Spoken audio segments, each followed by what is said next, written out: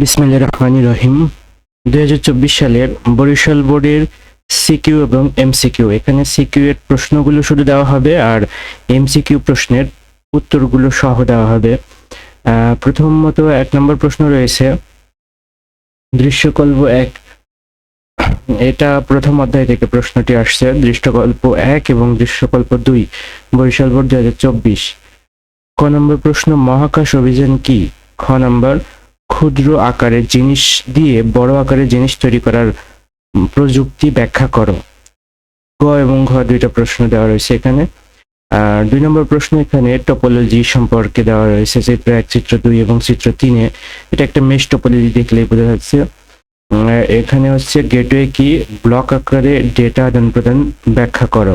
এখানে গ এবং ঘ দুইটা রয়েছে। 3 নম্বর প্রশ্ন, একটি উদ্দীপক দেওয়া রয়েছে এবং উদ্দীপকের আলোকে 4টা প্রশ্ন এখানে দেখতে পাচ্ছেন। ডিমডুলেশন কি? হাব অপেক্ষা সুইচের দক্ষতা বেশি ব্যাখ্যা করো। তারপরে 4 নম্বর যে প্রশ্ন রয়েছে, এটি উদ্দীপকে কিছু ফলের দোকানের মূল্য তালিকা রয়েছে। এইখানে এই প্রশ্নটির থেকে এ নাম্বার প্রশ্ন বা ক নম্বর প্রশ্ন এনকোডার কি? খ নাম্বার, ইউনিকোড একটি আলফানিউমেরিক কোড ব্যাখ্যা করো। উদ্দীপকের 4 থেকে আপেল ও কমলার মূল্যের যোগফল বাইনারিতে নির্ণয় করো। আর গ নাম্বার রয়েছে যোগের মাধ্যমে নাশপাতি ও ড্রাগনের মূল্যের পার্থক্য নির্ণয় করো। 5 নম্বর উদ্দীপক রয়েছে, এটি তৃতীয় অধ্যায়ের ভিত্তি কি? আর 4 ইনপুট বিশিষ্ট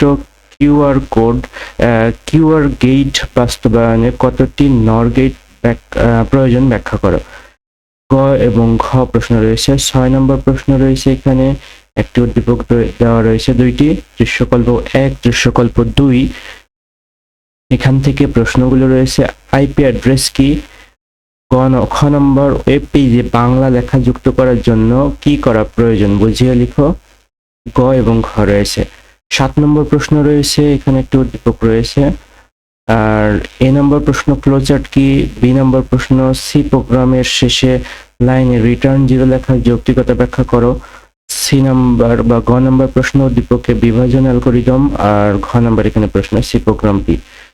আর 8 নম্বর যে প্রশ্নটি রয়েছে, বর্তমান যুগে সৈনিকরা একটি বিশেষ প্রযুক্তি ব্যবহার করে ঘরে সেই কৃত্রিম প্রযুক্তি যুদ্ধের বিভিন্ন কৌশল রপ্ত করতে পারে। এখানে বায়োইনফরমেটিক্স কি? ক নম্বর প্রশ্ন। খ নম্বর প্রশ্ন, বর্তমানে চিকিৎসকদের পাশাপাশি যন্ত্র সার্জারি কাজ কোর্সে ব্যাখ্যা করো। খ নম্বর প্রশ্ন রয়েছে, উদ্দীপকের সৈনিকদের প্রশিক্ষণে ব্যবহৃত প্রযুক্তি ব্যাখ্যা করো। আর ঘ নম্বর প্রশ্নটি রয়েছে। এই ছিল মোট 8টি প্রশ্ন বরিশাল বোর্ড 2024 সালের। এখন এমসিকিউ প্রশ্ন এবং সেগুলোর উত্তর সম্পর্কে বর্ণনা করব পরবর্তী অংশে।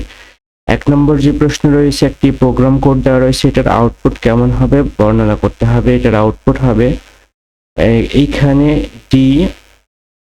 ডি নম্বর উত্তর হবে DEF। এখানে DEF এইরকম ভাবে আউটপুটটি রয়েছে। এই আউটপুটটির এখানে শুরু রয়েছে OL টাইপ A*4।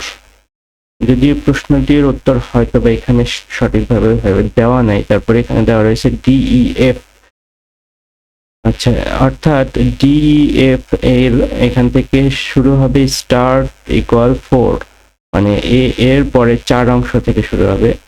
আচ্ছা, 2 নম্বর প্রশ্ন রয়েছে, X5 হলে X14 পরবর্তী মান নির্ণয় করো। এটা হলে হচ্ছে X5 হইলে X14 পরবর্তী মান নির্ণয় করতে হলে পরবর্তী মান হবে 20। সি নাম্বার উত্তর। 3 নম্বর প্রশ্ন, আবহাওয়া পরিস্থিতি পর্যবেক্ষণের কাজ কোনটি? স্যাটেলাইট। 4 নম্বর প্রশ্ন, কোনটিতে ডিকোডার ব্যবহার করা হয়? মনিটরে ডিকোডার ব্যবহার করা হয়। 5 নম্বর প্রশ্ন, নিচের উদ্দীপক পড়ো এবং প্রশ্নের উত্তর দাও। উদ্দীপকটি রয়েছে এখানে, ট্রান্সমিশন মোড কোনটি? ব্রডকাস্ট হচ্ছে ট্রান্সমিশন মোড। 6 নম্বর প্রশ্ন, নিচের উদ্দীপকটি পড়ো এবং প্রশ্নের উত্তর দাও। উদ্দীপকটি রয়েছে, উদ্দীপকের টপোলজি হিসেবে কাজ করবে কোনটি? টপোলজি 1, 2। এ কে হাব হিসেবে বিবেচনা করা, আর 2 নম্বর হচ্ছে নোটগুলো আন্তঃসংযোগ করলে। ক নম্বর উত্তর হবে। 7 নম্বর প্রশ্ন রয়েছে ডিএনএ এর নতুন বিন্যাস তৈরিতে কোনটি ব্যবহার করা হয়? জেনেটিক্স ইঞ্জিনিয়ারিং ব্যবহার করা হয়। 4 নম্বর প্রশ্ন রয়েছে কোনটি টেক্সট ফরম্যাটিং এলিমেন্ট? এ নাম্বার বি, এটা হচ্ছে টেক্সট ফরম্যাটিং এলিমেন্ট। আবারও মনে করিয়ে দিয়ে আমি বরিশাল বোর্ড 2024 সালের এমসিকিউ প্রশ্নগুলো পড়তেছি এখানে, যারা অন্যান্য বোর্ডের প্রশ্নগুলো পরবর্তীতে দেওয়ার চেষ্টা করব।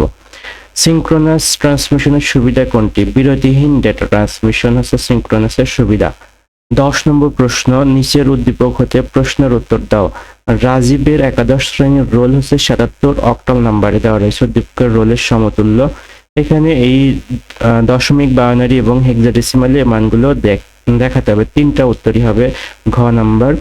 তারপরে উদ্দীপক পড়ে নিচের প্রশ্নের উত্তর দাও। এখানে একটি উদ্দীপক দেওয়া রয়েছে, উদ্দীপকের প্রশ্ন রয়েছে উদ্দীপকের ডিভাইসটি নিচের কোন প্রযুক্তির সাথে যুক্ত? বায়োমেট্রিক।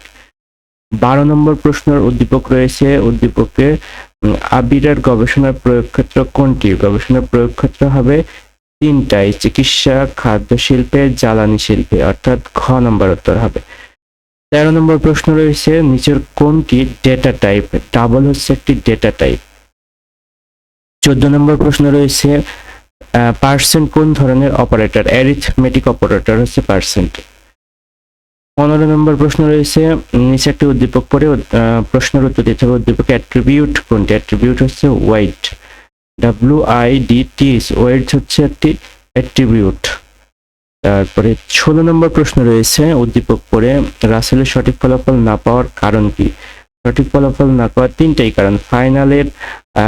ফাইলের নাম লিখতে ভুল, ব্রাউজারে সাপোর্ট না করা, তারপরে হচ্ছে সঠিক লোকেশন ব্যবহার না করা। খ নম্বর উত্তর হবে। 17 নম্বর প্রশ্ন উদ্দীপকটি পড়ে পি এর সরলীকৃত মানের সমতুল্য গেট কোনটি? এখানে এক্সর গেট। আর টেলিপ্রেজেন্স এর ব্যবহার হয় কোনটিতে? টেলিপ্রেজেন্স ব্যবহার হয় ভার্চুয়াল রিয়েলিটিতে। ভার্চুয়াল রিয়েলিটিতে টেলিপ্রেজেন্সের ব্যবহার হয়। তারপরে স্ক্যান এফ এর জন্য কোন হেডার ফাইল সংযুক্ত করতে হয়? studio.h। তারপরে 20 নম্বর প্রশ্ন ব্যান্ডউইথ নির্ভর করে কোনটির ওপর? মাধ্যমের উপর ব্যান্ডউইথ নির্ভর করে। বুলিয়ান সহায়ক উপপাদ্য কোনটি? বুলিয়ান সহায়ক উপপাদ্য 1 এবং 2। ক নম্বর উত্তর। 22 নম্বর প্রশ্ন নিচের উদ্দীপক হতে প্রশ্নের উত্তর দাও। উদ্দীপকে একটি প্রোগ্রাম দেওয়া রয়েছে, আইসিটি লেখাটি কতবার প্রিন্ট হবে? এখানে 3বার প্রিন্ট হবে, আইসিটি লেখাটি 3বার প্রিন্ট হবে। 23 নম্বর প্রশ্ন উদ্দীপকের m=m+1 এর পরিবর্তে m=m+2 স্টেটমেন্টটি ব্যবহার করলে আইসিটি লেখাটি 2বার প্রদর্শিত হবে। কৃত্রিম বুদ্ধিমত্তার প্রোগ্রামিং ভাষা কোনটি? Prolog, PROLOG। প্রলগ হচ্ছে কৃত্রিম বুদ্ধিমত্তার ভাষা। 25 নম্বর এবং সর্বশেষ বরিশাল বোর্ড 2024 সালের এমসিকিউ প্রশ্ন ইমোজি কোন কোডভুক্ত? ইউনিকোডভুক্ত হচ্ছে ইমোজি। আমরা যে ইমোজিগুলো ব্যবহার করি এটা হচ্ছে ইউনিকোডের অন্তর্ভুক্ত একটি কোড। আমি এখানে বরিশাল বোর্ড 2024 সালের সিকিউ এবং এমসিকিউ প্রশ্নগুলোর উত্তর দেওয়ার চেষ্টা করেছি। আশা করি যারা 2025-26 ব্যাচ তাদের জন্য একটি ভালো একটি প্রিপারেশন হয়ে যাবে, বিশেষ করে যারা 26 ব্যাচ সে ইয়ার ফাইনাল পরীক্ষা আছে এবং 25 ব্যাচের সামনেই পরীক্ষা। অল্প সময়ের মধ্যে প্রশ্নগুলো একটু চোখ বুলিয়ে নেওয়া যেতে পারে। ধন্যবাদ সবাইকে। আসসালামু আলাইকুম।